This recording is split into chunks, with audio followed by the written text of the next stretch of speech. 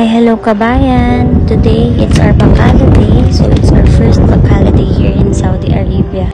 Our Bacala Day is every Tuesdays and Thursday. So, very quick lang siya because wala pa yung ikaman number natin. Just to buy essential stuff like egg, rice, water. Because yung water sa accommodation ay medyo high siya in sodium compare sa Pilipinas. Also, mga condiments. Yung binili nating stocks ay good for 2 days. Dahil ang next na labas natin ay on Saturday. We also plan to buy ingredients for sharing para magluluto na lang ng isang food. And then, share na lang kami sa ingredients para mas tipid na din compare sa magsisingle pa kami na pagluluto. So, yes, that's it for our first Bacala Day.